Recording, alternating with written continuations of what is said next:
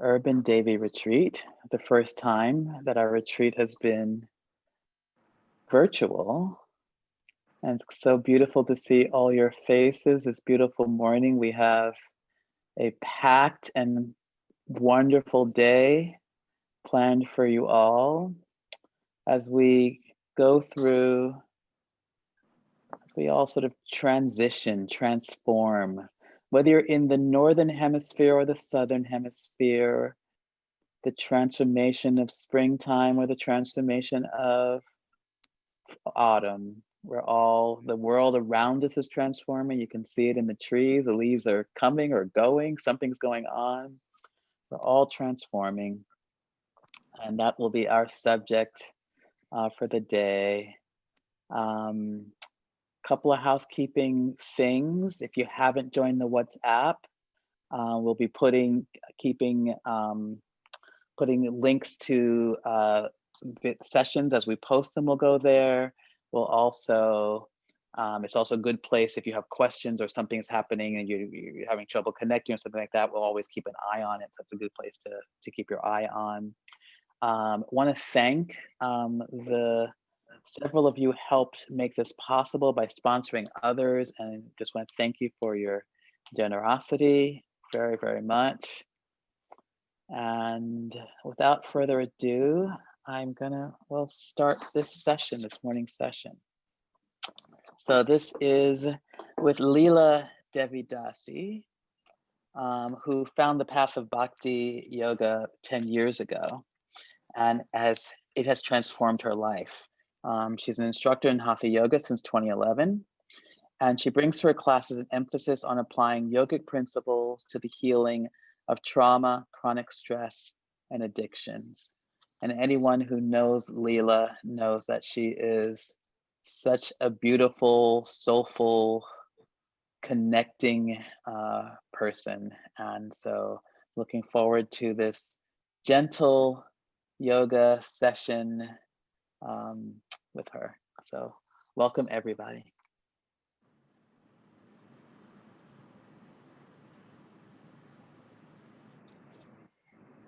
Good morning, everybody. I'm so happy to be here with you. Let's just start with a few minutes of kirtan. So because we're on Zoom, there won't be any call and response, but you can call and respond. You can just sing along or just listen.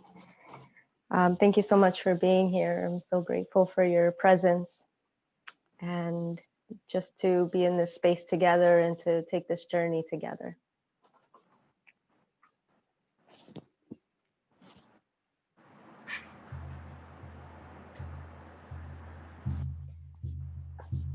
Hare Krishna, Hare Krishna,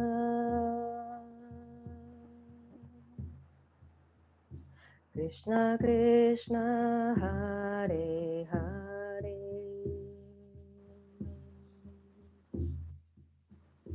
Hare Rama, Hare Rama,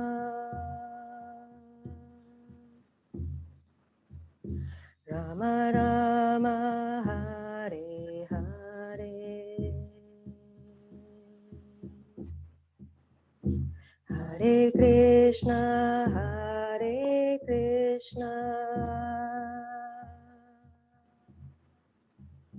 Krishna Krishna, Hare Hare, Hare Rama, Hare Rama, Rama Rama, Hare Hare, Hare Krishna, Hare Krishna,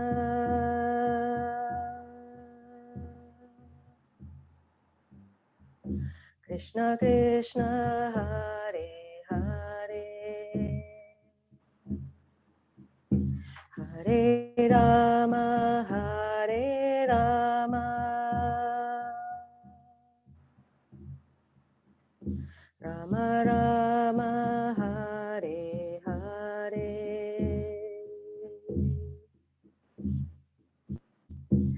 Hare Krishna, Hare Krishna,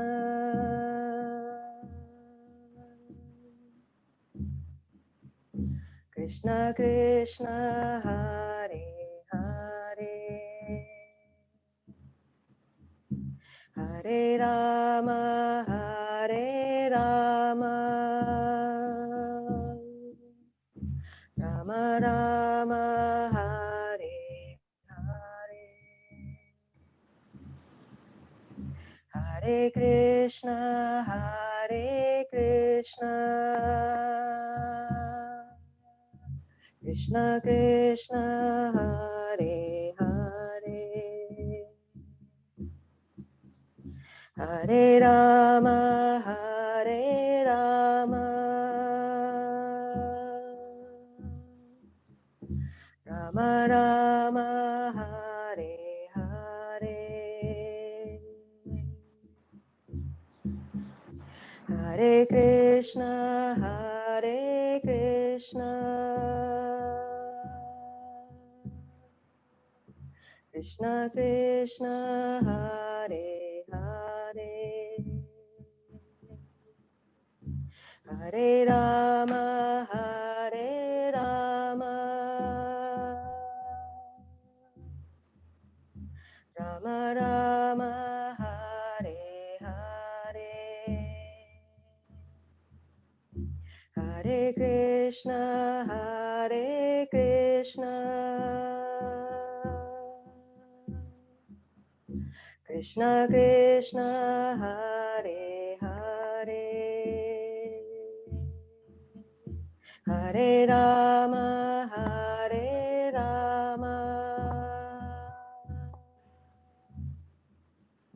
Rama Rama, Hare Hare.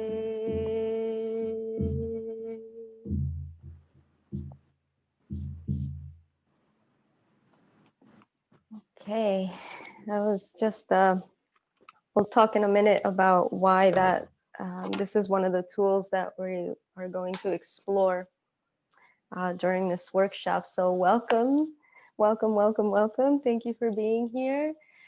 Today we're going to be discussing transformation, of course. And this workshop, there's going to be a little bit of yoga, but first I wanted to discuss some of these ideas, right? Transformation through awareness, a yoga journey. And so, what is transformation? We can see it in so many different aspects of our lives and the world around us. So, to transform means to change something in its condition, its nature, its form, or its character. And all of these things depend on what it is that is being transformed. So one example is that the body transforms food into energy.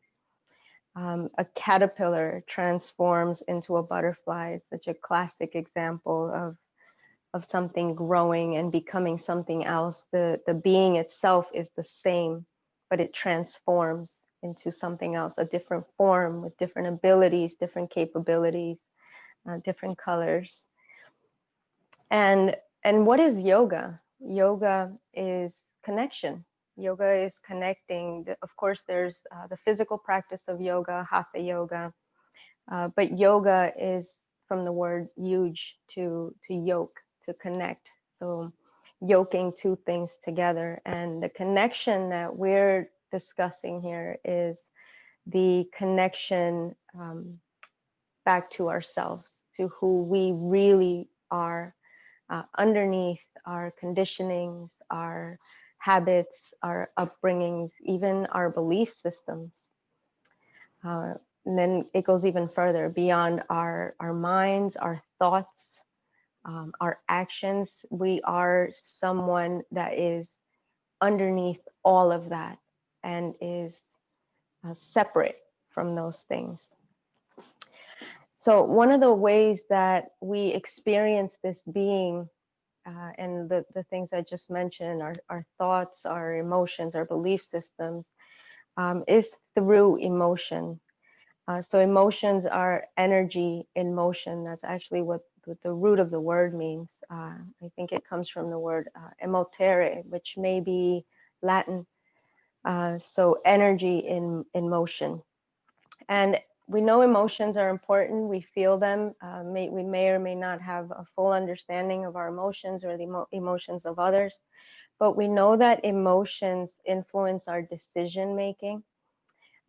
Who's ever made an emotional decision just from a reactive place? They influence our thoughts, right? They influence our memories.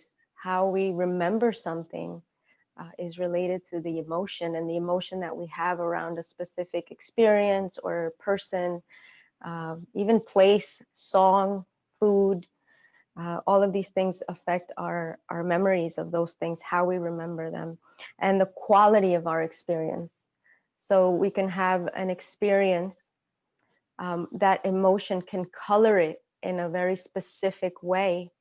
And you can have that same experience with a different emotion, and it can be a completely different world, a different experience, even though the experience is the same. And this is based on the emotion. So there are other things that influence those things, but today we're talking about emotions. So emotions, one thing I like that I learned about how to think about them are that they're little vehicles throughout our body, right? Because we said that they are energy in motion. That energy gets carried throughout our bodies, throughout our physical body, our subtle body, energy channels. And so you can think of them as little vehicles that are just carrying information throughout our being. And it's important that those vehicles are able to move in a way that is healthy, uninhibited. You can think about what happens when vehicles aren't able to move freely. You can have congestion, right? Traffic in the morning, or you can have even worse. You can have some accident. You can have a pileup of a bunch of vehicles that can't go anywhere because now there's been some blockage. And even science shows, there's studies that show where in the body emotions are stored, where specific emotions can be mapped with specific things. And we can experience this. Often we feel the emotion or the energy of anxiety. We feel that in our gut, right? You feel it in your solar plexus area. Emotional pain, grief, sadness is often felt in the heart area, so in this chest area. And then throughout the body, there's all these other different places that are associated with our emotions.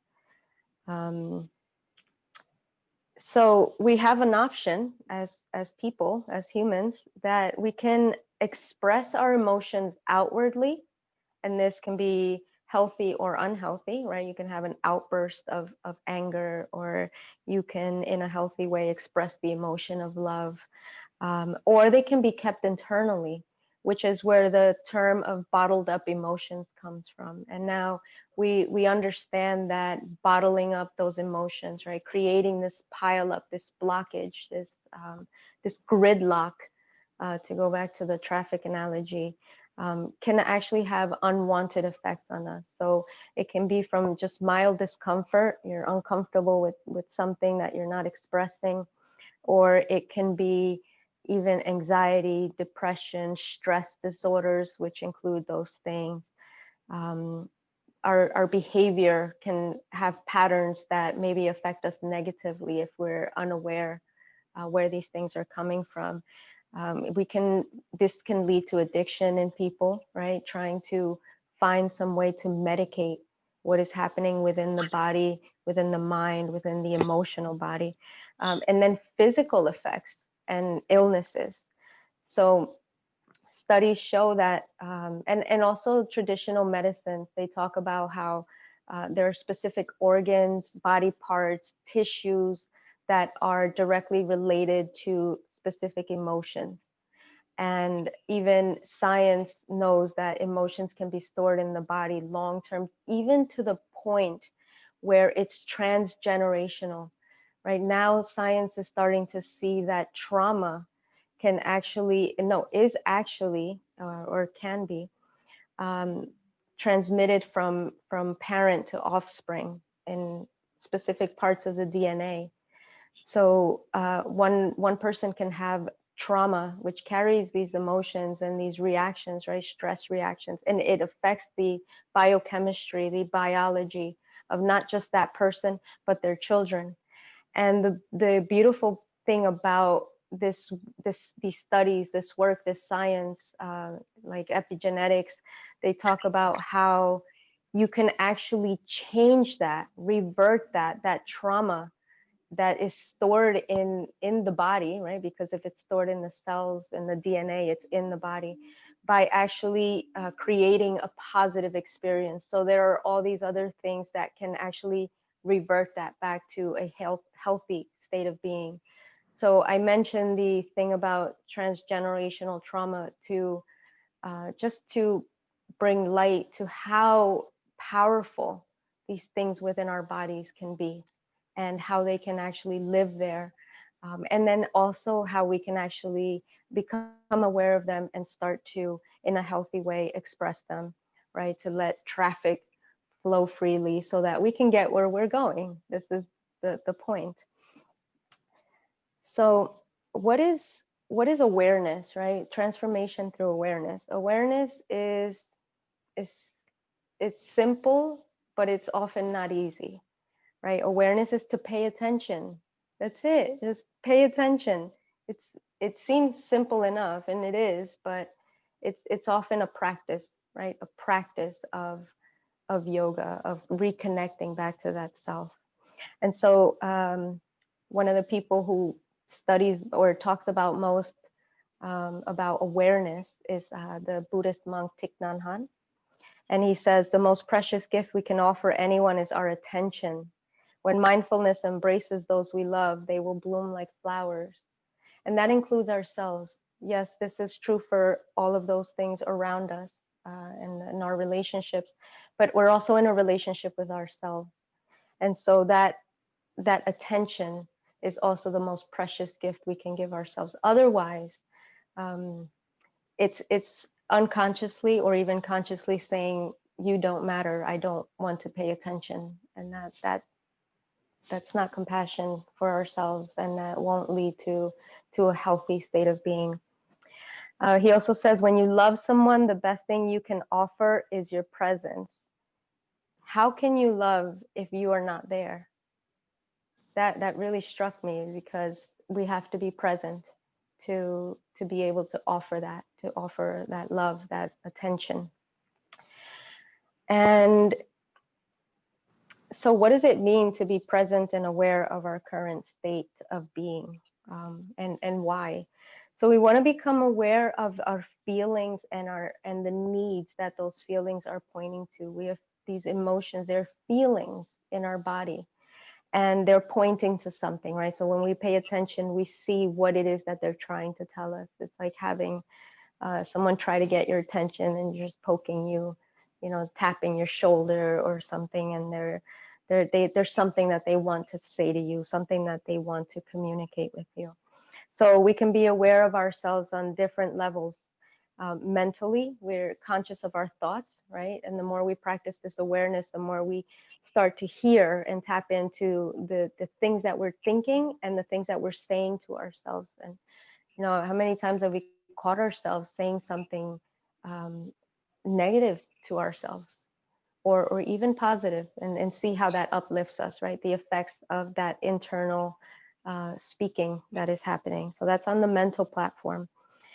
Emotional, being aware of those vehicles and understanding that those emotions can create pileups, right?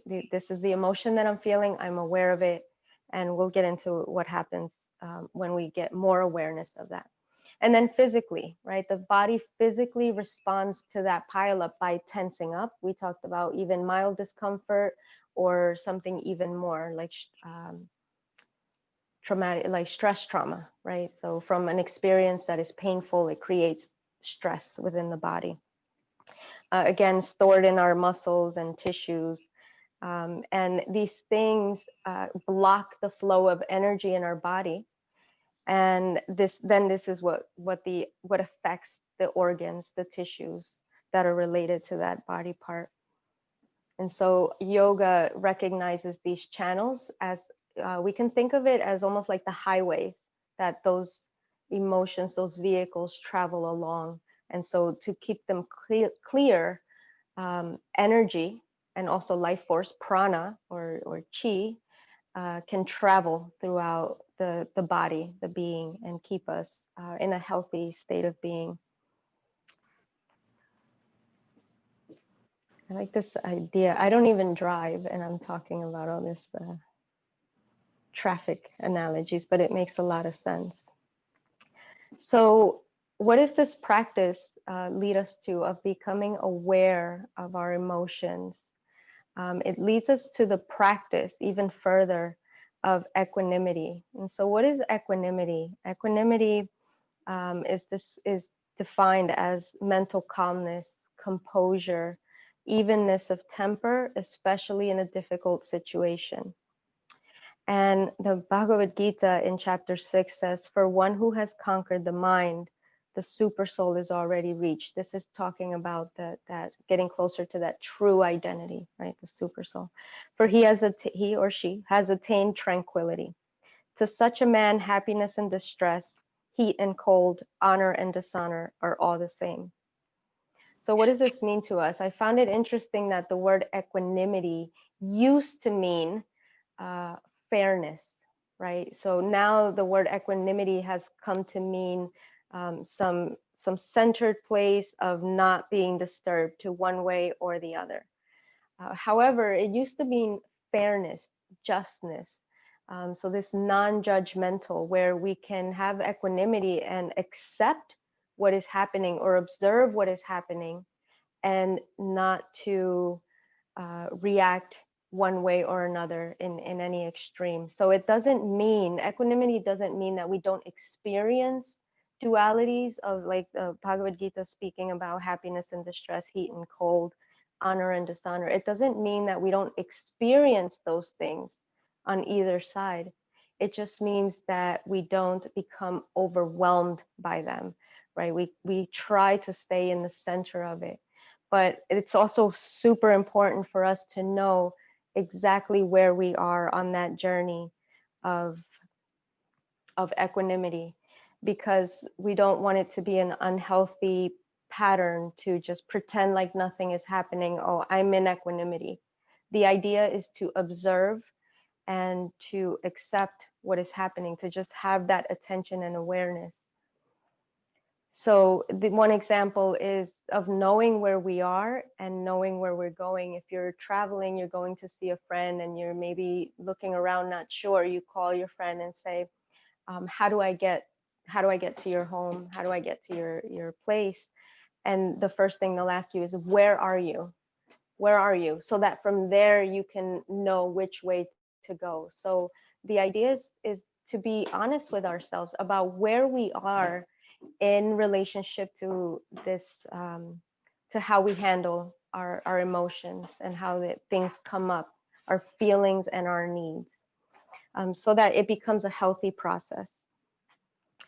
So we mentioned the word journey in this, right? A journey is getting from one place to another, but it implies that it takes a long time. And so this is the process of this, that it takes a long time, or it doesn't necessarily have to, but it can take a long time for us to get from that place of observing and becoming aware of our emotions and the things that are happening within our being, to the point where we are not affected by those things. And so it is a journey, it is a process, and we'll come up against the same thing over and over and over again, and that's okay. That is the actual journey. So understanding where we are and where we're going, so that we don't falsely give up all of these. I don't have emotions anymore. Someone told me just 2 days ago, said, I always thought that having emotions was a sign of weakness. And so for this person's entire, maybe childhood even, but adult life, wasn't expressing emotions because they thought it was a sign of weakness. And this can't won't lead to a healthy relationship with those same emotions that are actually our friends. They're just trying to to tell us something. They're trying to help us connect back to what is happening inside us in any moment that we experience something. So our goal is not to become callous or to become detached from things that are happening to us. And we also don't want to become overwhelmed. So I looked up the other day what the word overwhelm means, and it means uh, to be defeated by, to be buried under, to be drowned in. And from that moment, I started to realize, wow, I tell myself I'm overwhelmed all the time, but actually, I'm not defeated by these things. I'm feeling them, I'm experiencing them. Maybe they're not comfortable, but I'm not defeated. And so this is part of the journey, to acknowledge that the practice just means to put one foot in front of the other, acknowledge, accept, but not be defeated by. I just found that so beautiful, because what we want to do is increase our resiliency to these things, to gain wisdom through every experience where we're working towards accepting and acknowledging, and also to increase our compassion towards ourselves and towards others. When someone's having some emotion or they're experiencing some emotion based on something, we can have that compassion for them and say, it's okay that you're feeling that. It's okay that you're feeling afraid. It's okay that you're feeling angry. It's okay that you're feeling whatever it is that is coming up for people. And in that way, we can hold space not only for ourselves, but for everyone that's around us. And this is the core of our relationships, right? How we react and what we give space for each other. So, of course, I found an acronym. I just I woke up one day thinking of this, and it was actually, I think I borrowed the actual letters from somewhere, but it's ACT, right? How do we properly express and digest these things? And ACT can stand for the A for acknowledge. Just acknowledge what is happening. We talked about the mental, the emotional, the physical aspects of what is happening within us. Acknowledge them, right? Give it that attention, observe it, be the witness to whatever is happening within our bodies, within our minds. Communicate. So I communicate with myself. Okay, what is happening? What is going on? So I'm showing care. I'm exercising compassion by saying, what's happening, or you, I see that you're feeling like this, what's going on? And we can do that for ourselves, we can do that for others. And then transform. We have the capacity to let's say, for example, again, you're in that car and you're going somewhere, or you're traveling somewhere, you have your headphones on. We have the ability to, whatever is coming in, that's those waves, that vibration, to change the station. So I was feeling a little nervous before this class when I woke up, and I was thinking I could feel it. Oh, I feel it in my body. I feel a little anxious. I feel it in my gut. And I acknowledged it. I said, okay, this is important to you. Urban Devi retreat is really important to me. Being with all of you is important. Um, so I communicated, okay, this is what's happening. You're feeling like this because of this. And then I was able to transform that in that moment. I said, well, this is actually a joyful occasion. So I can take that same energy that's sitting here in my body, and I can use it to help inspire me, to help be excited rather than anxious.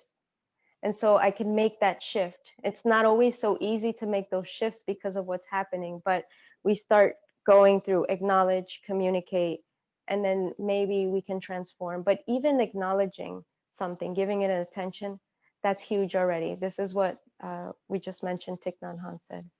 It's the greatest gift we can give someone. Just see, just observe. So there's a little toolbox that I was thinking, a little awareness toolbox, and ways that we can help move these energies throughout the body. Because basically, everything I've just said comes down to, when things get stuck, they need to move. So the breath, the breath is what the medium that carries those vehicles throughout the body, right? The prana that moves throughout the body. Just breathing in deeply with awareness and exhaling out. That is actually, even that helps release tension, helps clear some of those blockages. And he also says, one of the, I don't know if I put it down, he talks about, oh yes, breathing in, this is Thich Nhat Hanh as well. Breathing in, I calm body and mind. Breathing out, I smile. Dwelling in the present moment, I know this is the only moment. That's what that resiliency is, of I'm handling this moment. I am showing up for this moment. And then we'll see what happens in the next one, right? And the breath can help us do that. I'm here. I am present. I'm in my body. So the breath is one way. We'll talk about that a little bit while, or practice that when we go through our asana. Prayer uses words to move that energy. So it's a connection. The voice can help, can be the highway through which those energies, that emotions are expressed. They come out. They prayer is often devotional, right? It's with our understanding of the divine, and it varies by tradition, but it's the same, that that expression. So using the voice along with the breath to express prayers, just we start praying, talk about what's going on um, with our person. Singing, right? So the breath and the voice, again, that helps move energy. This is why drumming is so helpful for me, because it gives you some focus, right? You hear the sound, and you're using the voice, and you're using the breath. I have to breathe to be able to sing, and if I'm not breathing, I'm not going to be able to sing. So I was feeling that. I was feeling grounded and centered as soon as I started to do that, because I had to breathe. And chanting, breath, voice, and the mind. So this is another way when we chant. So in Bhakti Yoga, we chant the Maha Mantra, which includes all the other mantras, right? It's called the Great Mantra. And it engages the breath, it engages the voice, it moves that energy, but it also engages the mind, right? Because the mind is one of the things that is causing sometimes the stress or distress. The emotions to spiral out of control is what we're thinking around those emotions. And so chanting, using mantra meditation, is a beautiful way of bringing that to one place and starting to slow everything down so that the tension can release and the things can flow, right? That traffic can start to ease up. And movement, right? It's very simple. Things are stuck, they need to move, and we start moving. You can walk, you can jog, you can run, you can dance. We're going to do that later.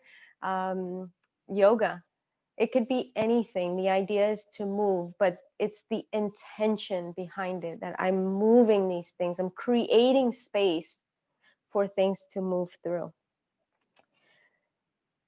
And let's start by just coming to our mats, do a little bit of centering, and then just start to move the body. And we'll stay with the breath. And this is individual for everyone. Just start to notice and observe what is happening within the body, so that we can at least use today as a practice for how we can connect our internal state of being with what we're doing with our body, and maybe start creating a little bit of more of awareness and a little bit of shifting in what's happening, so that next time something comes up, we say, hey, I can do this with this intention, and then let's see if the effect is different. Let's see if I can transform some of these things that are happening by acknowledging, by communicating, and then consciously trying to transform, right? Transform, moving from one place to another, or one thing to another, one quality to another. So let's start by coming to a comfortable seat.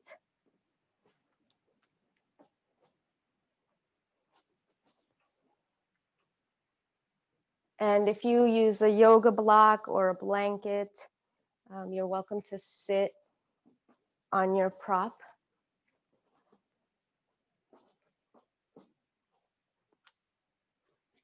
What time am I going to?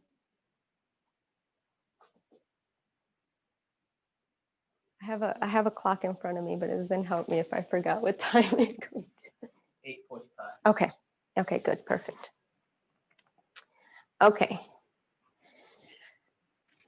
So come to a comfortable seat, right? Either sitting with your legs crossed or your legs stretched out in front of you, or whatever seat is comfortable for you. And if you're sitting, just start to notice the ground or the floor underneath you. Take your fingertips, place them down on the outside of your hips. And as you press down into the fingertips, lengthen the spine, lengthen the crown of the head up towards the ceiling. Bring the shoulders back and exhale. And as you take an inhale, notice the space of the entire upper body, right? Again, pressing down to the fingertips. Inhale, lengthen up. Exhale, soften the shoulders, keep the length in the spine, but soften the shoulders, soften the neck, bring the chin parallel to the floor. Inhale, extend your arms out with the palms facing the ceiling. Reach out through the fingertips. Get really long in the arms. Exhale, lift the chest forward, soften the shoulders.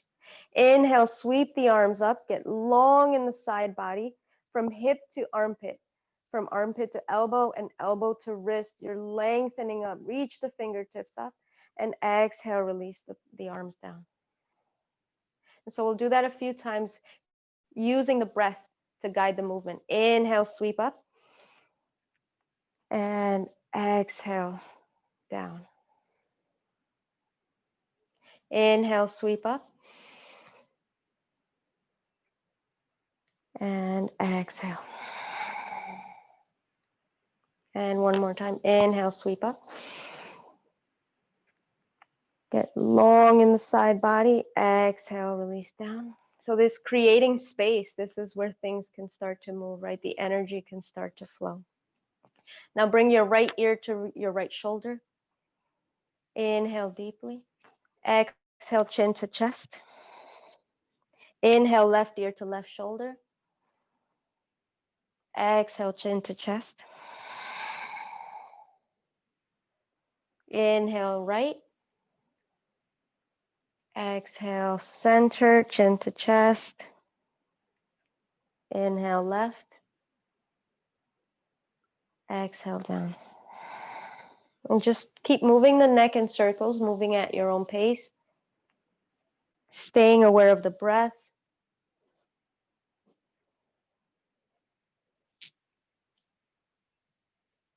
Go back to the awareness of the spine. Keep lengthening that up. Keep space. Keep staying open.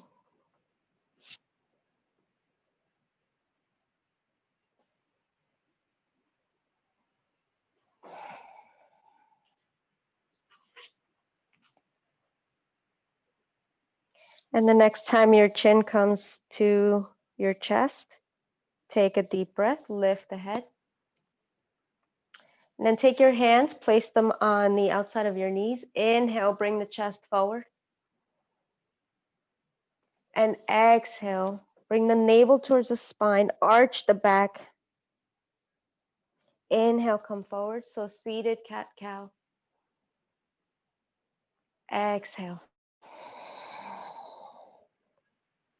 Inhale, come forward. Exhale, arch back. Keep moving at your own pace. Inhaling, coming forward. Being aware of the sensations in the body, where you're feeling the movement, where the breath is being felt. right? Again, we mentioned that these are places where the emotions, the energies can get stuck in the chest, in the back, in the shoulders. Anyone ever have tense shoulders from stress?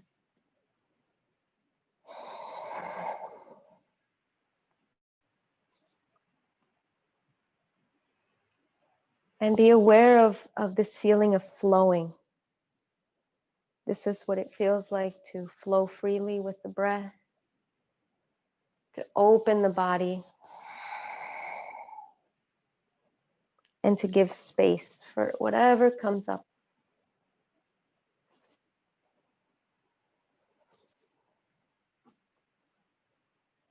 And then inhale back up to center.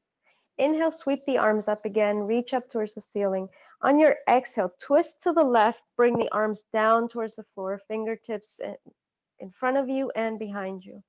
So creating a gentle twist. Inhale deeply here, lengthen the spine up. Exhale, twist a little bit deeper. Inhale, sweep up. And exhale back down to the opposite side. Inhale, lengthen up. Exhale, twist deeper.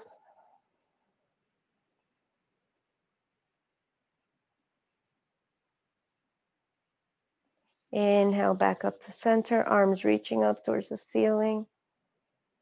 And exhale the arms down. Come onto your hands and knees. Bring your feet together. Bring your knees together.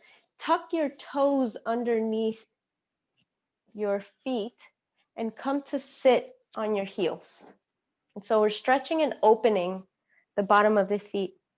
And notice and observe the discomfort, if discomfort comes, and how the body wants to respond to that discomfort. We have two options, right? We can move away from that discomfort, or we can actually lean into that discomfort a little bit more. And so lengthen the spine up, soften the shoulders, soften the jaw, and just sink into that feeling of opening the bottom of the feet, stretching through the toes. Notice the moment that it starts to become uncomfortable and how the body and the mind wants to react to that. So let's go deeper into this stretch and inhale the arms up towards the ceiling. Lengthening up through the fingertips. Keeping the arms up, soften the shoulders, keep the length in the spine. Sit a little bit deeper into the feet. And of course, if it becomes painful and unbearable, then just move out of the pose. Right, that going back to that compassion. Inhale deeply, few more seconds.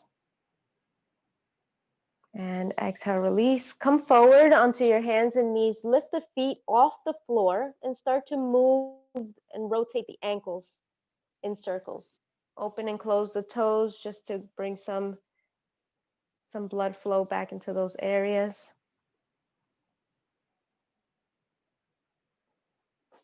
And then come to standing in front of your mat.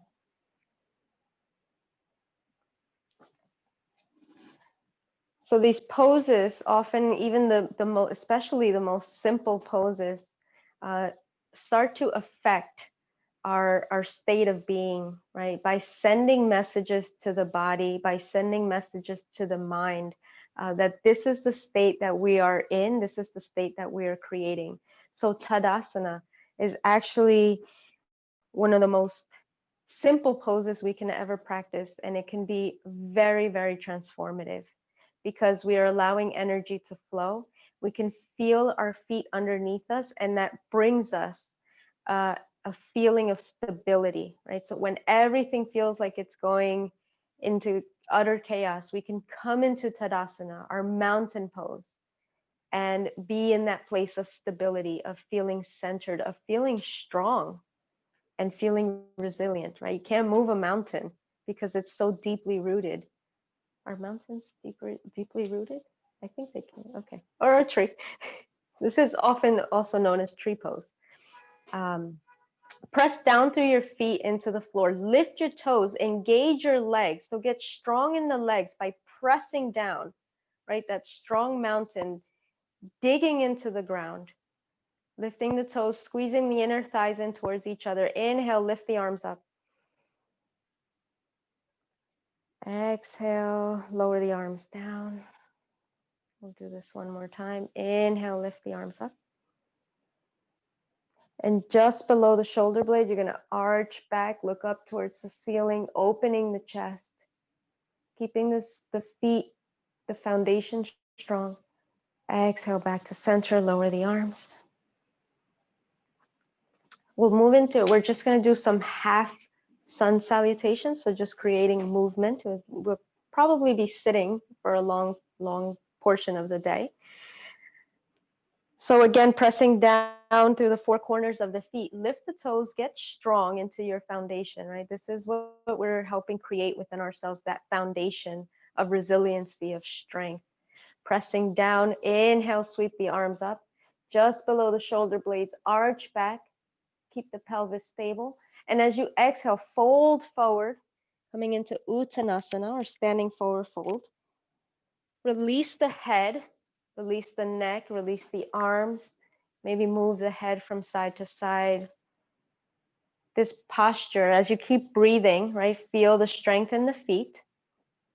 Feel that what's grounding us, what's holding us, and then feel that ability of the upper body to release, to soften, to surrender. Right? This pose actually helps get us out of the mind, right? And start surrendering all those thoughts, the mental activity that's happening. It starts to calm all of that down. It brings a sense of letting go. And so make any movements that feel necessary, that feel comfortable, maybe swaying side to side. Stay with the breath, always going back to that highway of energy, inhaling deeply, exhaling, softening down.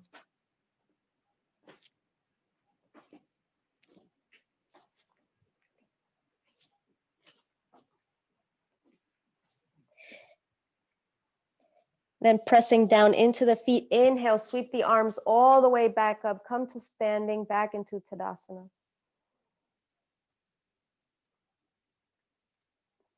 Exhaling, go back to the center. We'll do this 2 more times. Inhale, sweep up. Exhale, fold forward.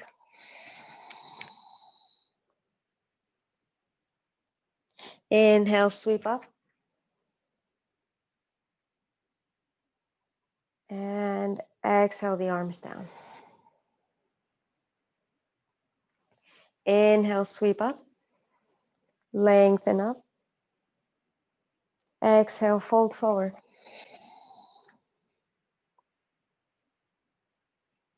Reach your arms behind you, clasp your hands together, interlace the fingers, stretch the knuckles up towards the ceiling. As you release the head down, stretch the arms up and away to soften and open the shoulders. Staying strong in the legs, lifting the toes, engaging through the calves, the hamstrings. Exhale, release the arms down. Pressing into the feet. Inhale, sweep back up to standing. Bring the palms together and exhale them in front of the heart. And stand for a moment. Observe the breath moving through the body. Okay, so we acknowledge the sensation of the breath, the sensations of the body.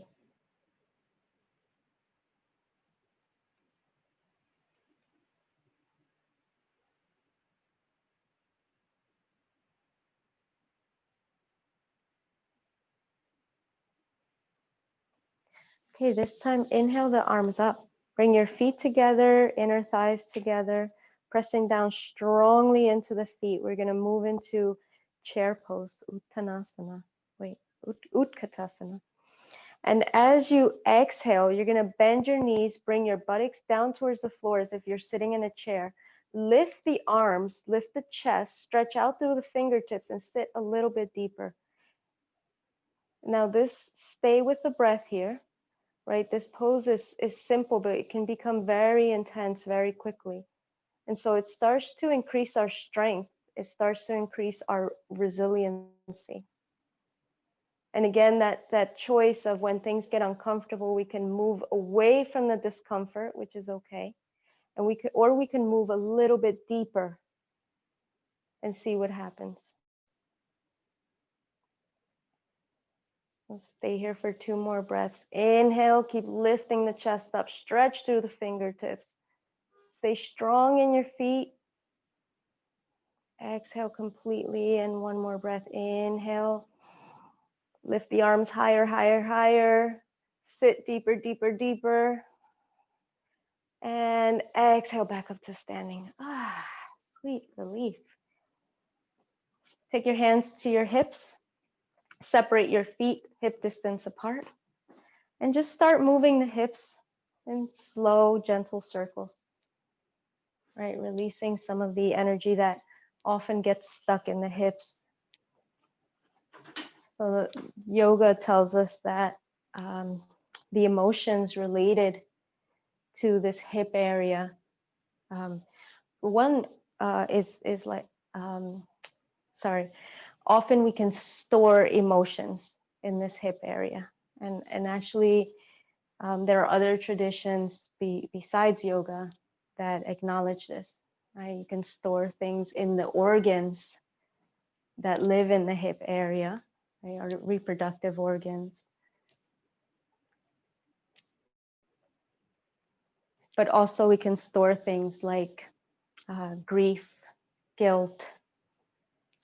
Things can be stored there because they haven't been given the opportunity to move out of the body. And they need to go somewhere. And then gently start to move the circles in the opposite direction.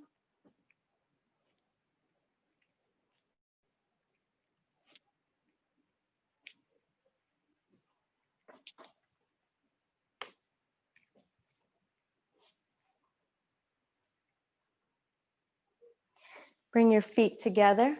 Take your hands to your knees, and bend the knees a little bit and start to rotate the knees.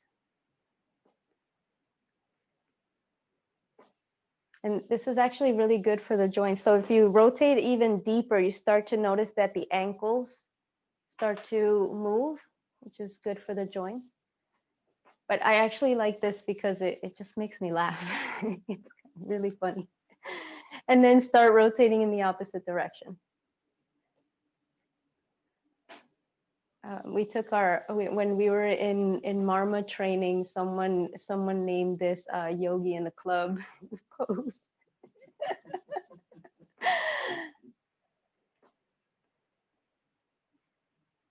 Okay, and then release that.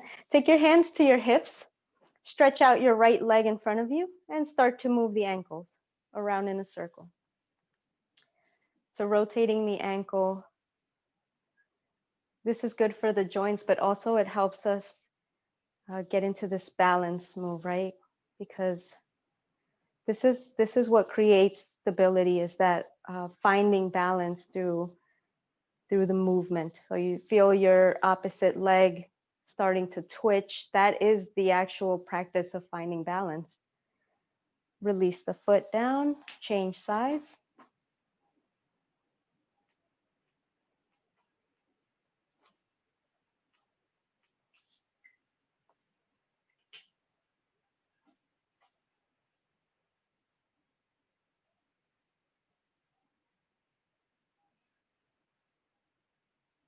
So freeing up space, again, allowing things to flow in the joints, these areas that we're moving in the body. And then release the leg back down. Come down onto your mat, moving onto your knees. Separate the knees hip as wide as the mat. Take your arms out in front of you, start stretching them forward, moving into a child's pose. Stretch the arms, release the forehead down to the floor, and then soften through the arms and the hands. Start to breathe, expanding through the lower belly. Exhaling completely. Bringing the awareness back to the breath.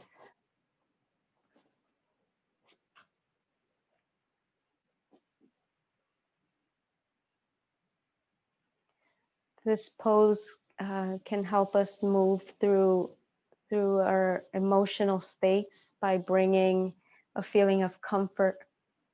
Right, when we press our forehead down on the floor, it sends a message to the brain that it's okay to relax, that everything is okay. And so this can bring us comfort. This can bring us a calm state of mind, right? Going inward, softening, coming away from all that external stimuli that is coming at us.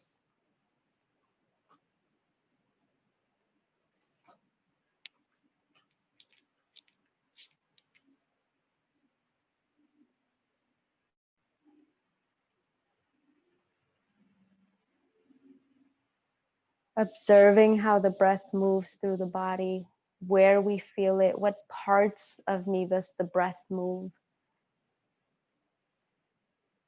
Does it feel like it's flowing freely?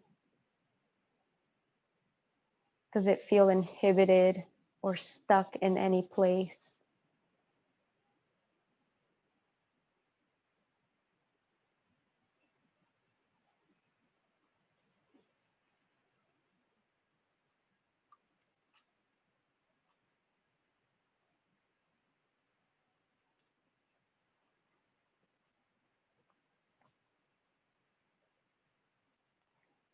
And then gently lift the head.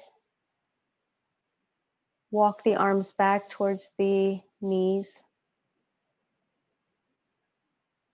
Okay, and you have a moment to make any further movements, that anything that feels necessary, right? Going back to what your body is saying it needs, giving it that attention, that awareness. Maybe you're feeling tightness in one place or another. So allowing yourself to give your body what it needs at the moment. And when that's completed, you can just come to lie on your back for a few minutes of Shavasana.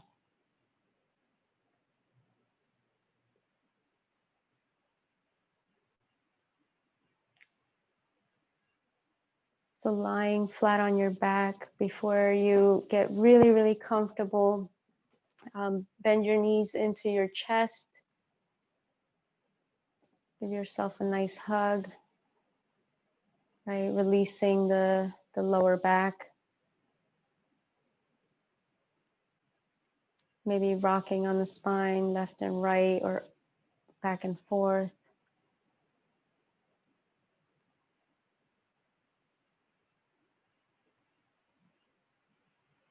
And then when you're ready, extend the arms out to the sides with the palms facing up and the legs hip distance apart or wider, allowing yourself to take up space.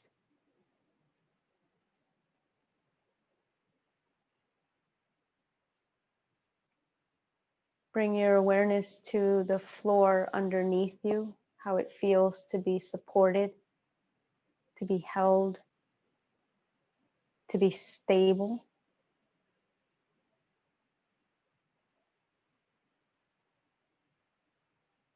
And then moving away from the sensations of the body, start to feel the breath moving through the body. So inhaling into the lower belly, letting the navel, the belly expand outward, the rib cage moving out to the sides, and the collarbones rising. Exhaling completely, softening the navel down towards the spine.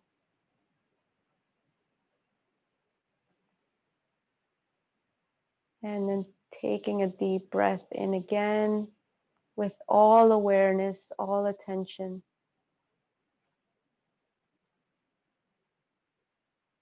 Exhale completely and just let the body breathe at its own pace, allowing it to breathe in its own rhythm.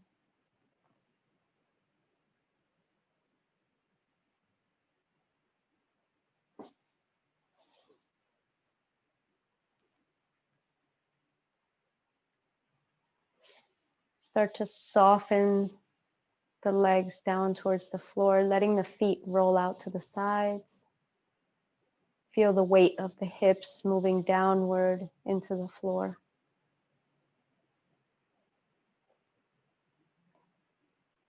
Feel the shoulders moving down towards the floor, softening, letting go. Soften the jaw. Let the teeth come apart very slightly. And soften the center of the forehead.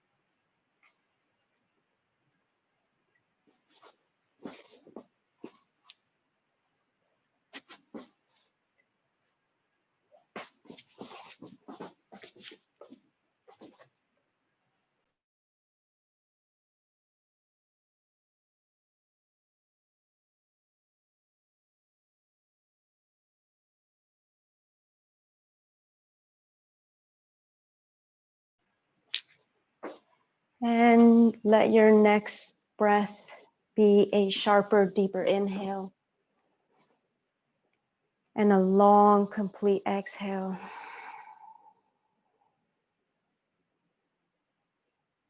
And gently start allowing movement to come to the hands, the feet, moving wrists, ankles, fingertips, and toes.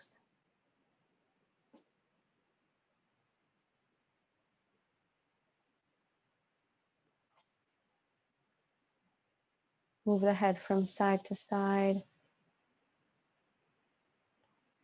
Bring your knees into your chest.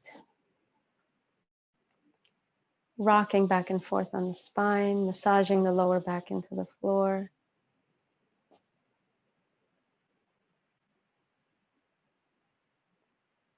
Rolling onto your left side.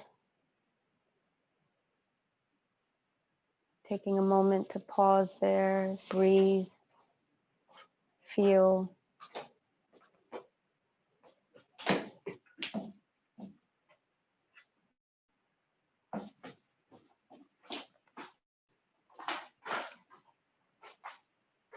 And then when you're ready, you can gently push yourself up, back to seated.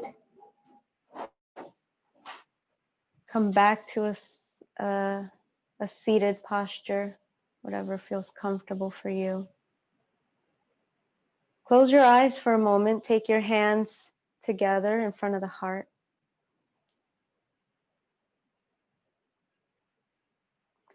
And just feel into the breath, feel into the body.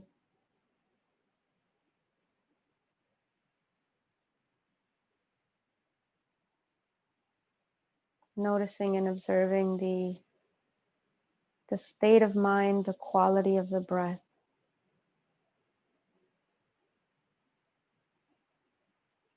Giving ourselves that attention, that awareness. that's based on love, compassion for ourselves. Inhale deeply, and on your next exhale, just soften the head towards the heart.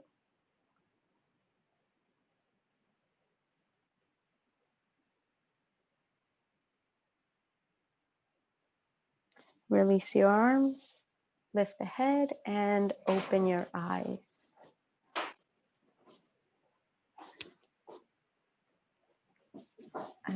I want to see everyone. Thank you all so much, ladies. I'd like to connect with some of you, all of you, because one of the most beautiful and important things about this Urban Davy retreat is when we can connect with each other. And so I want to hear from you. If there are any questions, you can type them into the chat box, or any. Actually, I'd like to hear from you. If you can, anyone wants to maybe raise a hand, has some comment, or some reflection on this idea of how to use awareness to transform what is happening for us.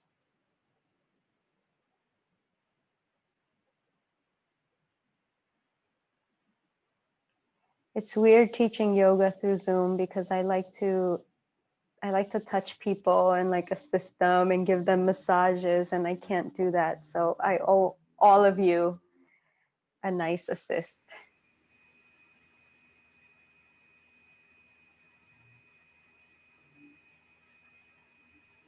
Hare Krishna, Lila.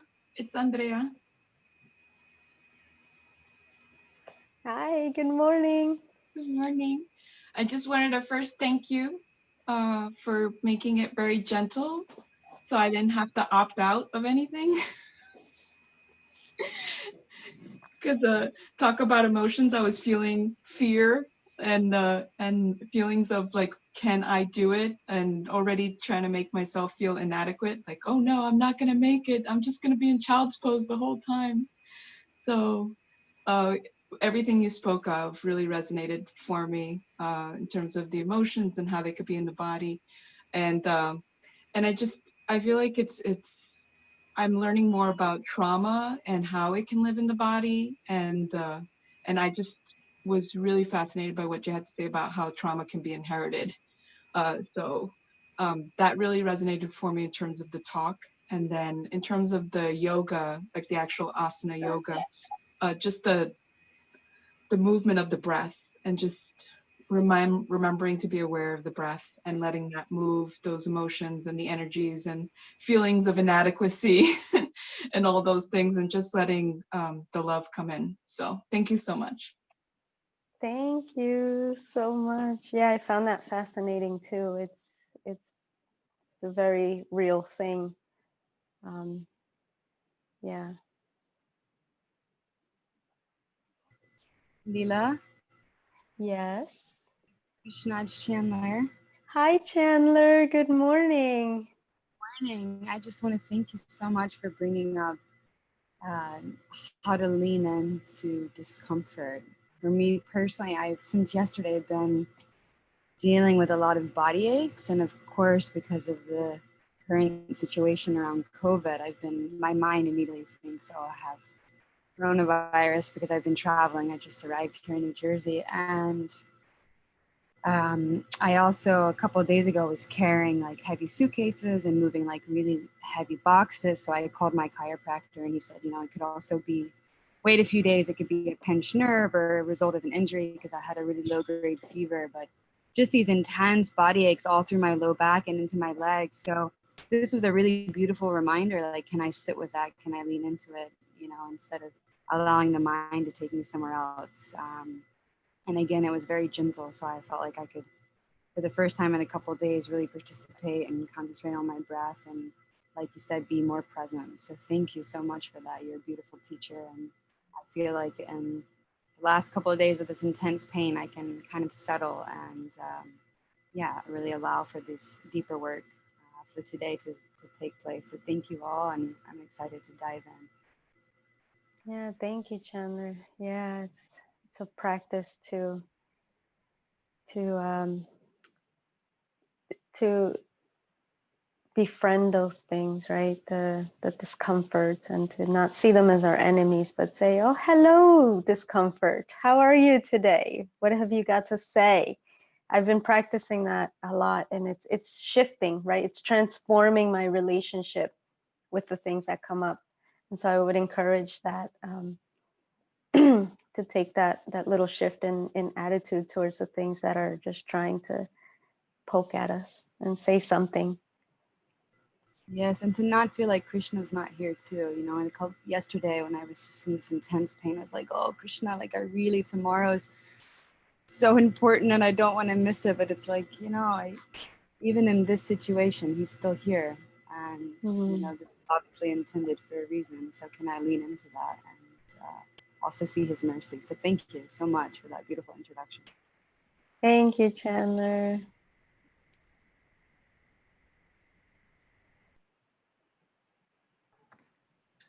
Hi, Harryball. Hi. So I'm like sitting crazy right now. So I just wanted to thank you so much for your beautiful introduction.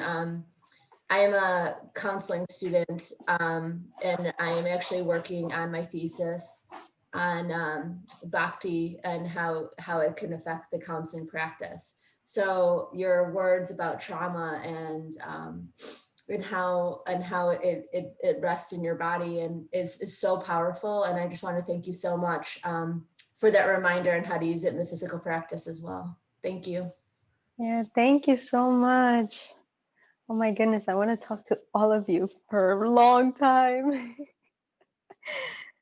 Wow, thank you so much, dear friends. So we have 3 minutes. We will stop in 3 minutes, and then we'll take a break and move into our next session. So you're still welcome to say something. Haribol, can I say something? Hi, yes, of course. Good morning. Hare Krishna.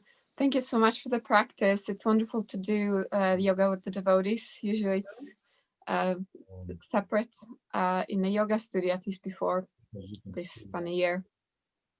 And it helps me really to integrate, to do these different practices in different familiar environments, and especially to connect everything to Krishna. You mentioned the feeling overwhelmed.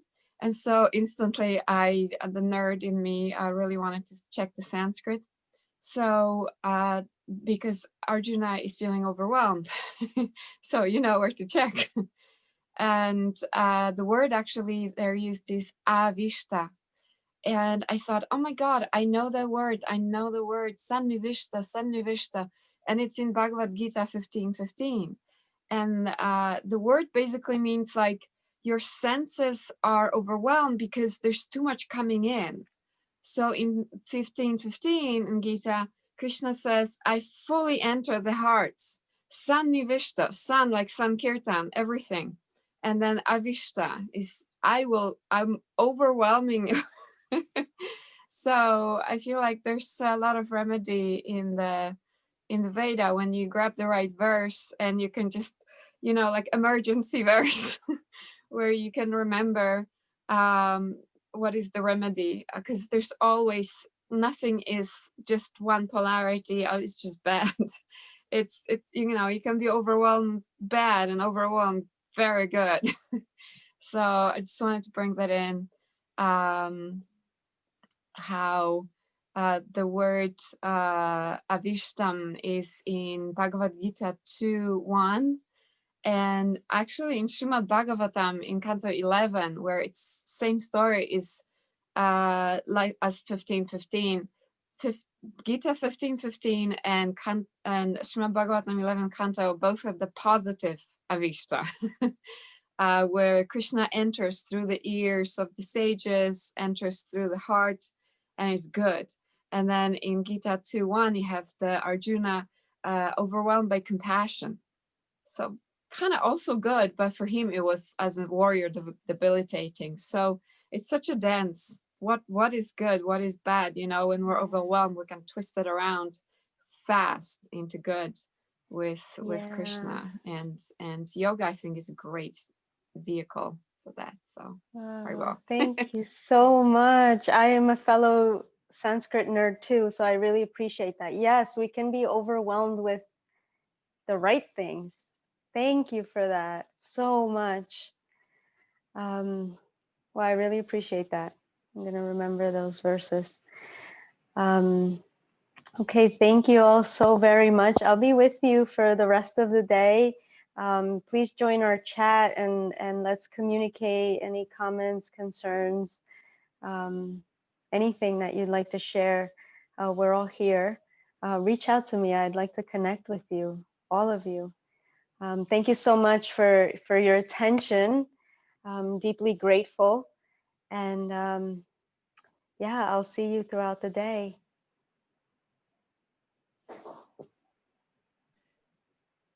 Hello, everyone. You'll be able to log in again at 8:55. See you then.